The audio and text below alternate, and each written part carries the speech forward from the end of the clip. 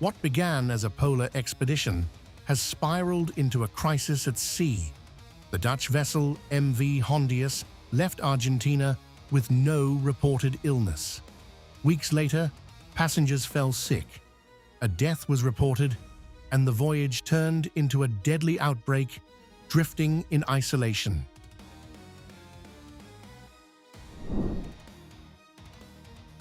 Health officials now link the outbreak to Hantavirus, a rare but dangerous infection. 3 are dead and multiple cases detected, with 1 patient in critical care. The virus is usually rodent-borne, but the scale and severity here have triggered global concern. Hantaviruses are viruses that are carried by some types of rodents. They can cause severe illness in humans, and they can be fatal. The World Health Organization is now leading the response as fears shift to possible onboard transmission. Close contact spread cannot be ruled out. Raising alarms, this could be more than a typical outbreak and marking a dangerous turning point in the crisis. Human-to-human transmission is uncommon, though limited spread among close contacts has been observed in some previous outbreaks with one of the viruses, the Andes virus.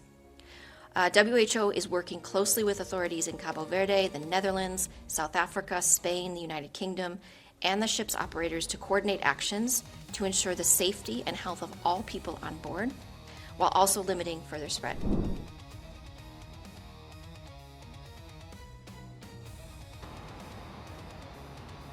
The ship now sits stranded off Cape Verde, denied docking over public health fears. Authorities have deployed medical teams and readied isolation zones, turning the vessel into a monitored offshore containment site. As I said, the hospital has already prepared an area with isolation capacity, should it be necessary, demonstrating our mobilization and response capabilities. A dedicated team has been formed, with doctors, infectious disease specialists, nurses, and laboratory technicians to support patients on board and, if necessary, also on land.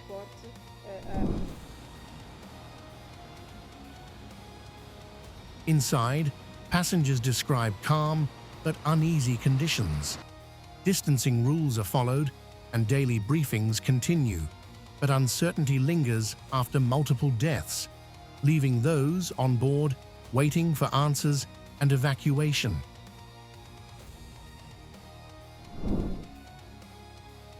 A global response is now underway.